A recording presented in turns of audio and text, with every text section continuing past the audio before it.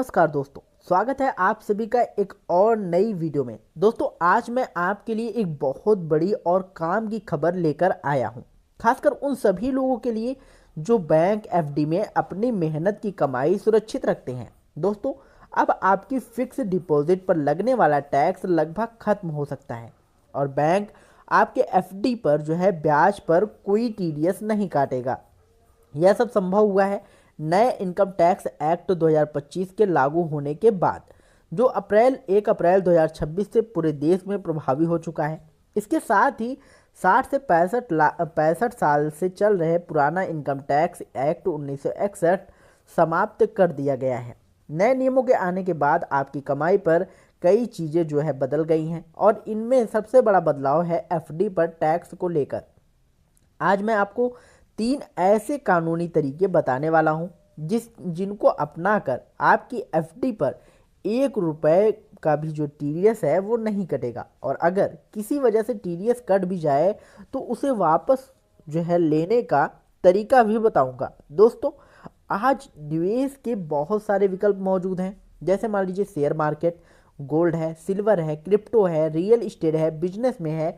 But फिर भी जब सुरक्षित निवेश की बात आती है तो लोग सबसे पहले बैंक एफडी को चुनते हैं। इसकी वजह साफ है, बैंक एफडी बेहद सुरक्षित मानी जाती है और 6 से 7% तक स्थिर ब्याज भी दे सकती है। लेकिन एफडी का एक जो है बहुत बड़ी दिक्कत है, अगर आपकी उम्र 60 साल से कम है और एक टैक्स ईयर में आपकी एफडी ब्याज 50,000 से ऊपर चला जाता है तो बैंक तुरंत जो है 10% टीडीएस काट देता है। अगर आप सीनियर सिटीजन्स हैं तो लिमिट 1 लाख है। पैन लिंक ना होने पर टीडीएस 20% तक भी कट सकता है। यह कटौती सीधे आपके ब्याज से होती है, इसलिए लोगों को लगता है कि एफडी का फ़ायदा कम हो रहा है और यही वजह है कि हर कोई यह जानना चाहता है कि एफडी पर टैक्स कैसे बचाया जाए। दोस्तों पहला तरीका जो नया लागू हुआ है वह है फॉर्म 121। पहले लोग जहां फॉर्म 15G और 15H भरते थे, लेकिन सरकार ने इन्हें पूरी तरह समाप्त कर दिया है। अब सिर्फ एक ही फॉर्म है, फॉर्म 121।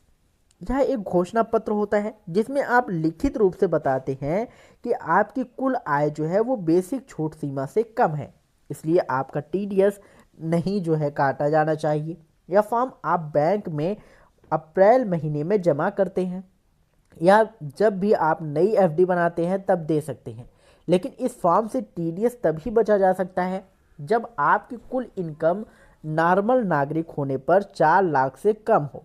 अगर आपकी उम्र 60 से ऊपर है यानी आप सीनियर सिटीजन्स हैं तो आपकी छूट सीमा जो है 12 लाख तक है और आप 1 लाख तक का ब्याज मिलने पर भी यह फॉर्म देकर टीडीएस बचा सकते हैं। लेकिन यदि आपकी आय सीमा से ऊपर है और फिर भी आप जो है फॉर्म भरकर टैक्स बचाने की कोशिश करते हैं तो आगे चलकर पेनल्टी भी लग सकती है। इसलिए ईमानदारी से तभी फॉर्म दें जब आपकी इनकम सीमा के अंदर हो। अब दोस्तों बात करते हैं दूसरे तरीके की, तो जिसे अपनाकर लाखों लोग बिना किसी जोखिम के टीडीएस बचाते हैं।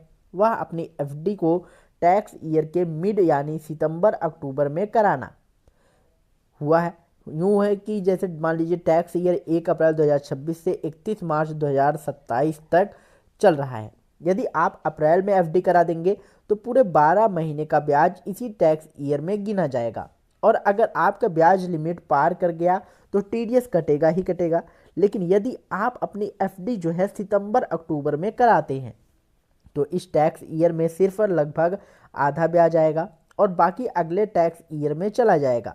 इससे आपकी सीमा नहीं टूटेगी और बैंक को आपका टीडीएस काटने का कोई अधिकार नहीं होगा।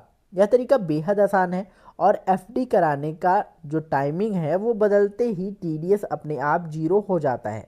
अब दोस्तों बात करते हैं तीसरे और सबसे महत्वपूर्ण फायदे के बारे में, जो है मान लीजिए आप 15 लाख की एफडी कराना चाहते हैं। अगर आप यह पूरी रकम एक ही बैंक में जमा कर देंगे तो एक बैंक से मिलने वाला ब्याज जो है वो 1 लाख के आसपास पहुंच जाएगा और टीडीएस कट जाएगा।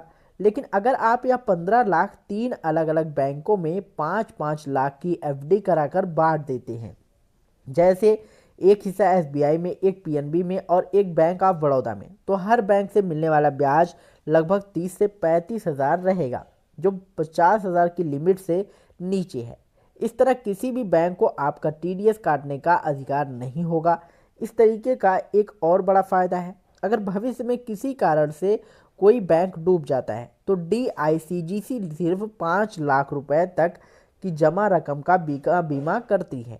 अगर आपकी पूरी 15 लाख की एफडी एक ही बैंक में होती तो सिर्फ 5 लाख सुरक्षित रहते, लेकिन 3 बैंकों में बांटने से तीनों जगह आपका 5-5 लाख सुरक्षित रहेगा और आपका पूरा पैसा भी सेफ रहेगा।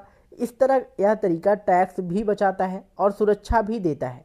अब मान लीजिए कि आप ये तीनों तरीके नहीं अपना पाए और आपका टीडीएस बैंक ने काट कर आपके पैन पर जमा कर दिया, तो इसे वापस लेना भी बहुत ही आसान है। आपको बस आईटीआर फाइल करना है और यह दिखाना है कि आपकी इनकम टैक्स की सीमा से नीचे है। उसके बाद इनकम टैक्स विभाग आपका पूरा टीडीएस वापस करेगा, आपके बैंक खाते में रिफंड कर देगा। अगर आपकी इनकम पर थोड़ा बहुत टैक्स बनता है तो बैंक द्वारा काटा जाएगा। टीडीएस उसी में एडजस्ट हो जाता है, जिससे आपको अलग से कोई दिक्कत नहीं होगी। दोस्तों, इन तीनों तरीकों को अपनाकर आप अपनी एफडी पर लगने वाला टैक्स पूरी तरह खत्म कर सकते हैं। उम्मीद है आज की जानकारी ये आप लोगों के लिए बहुत ही महत्वपूर्ण रही होगी।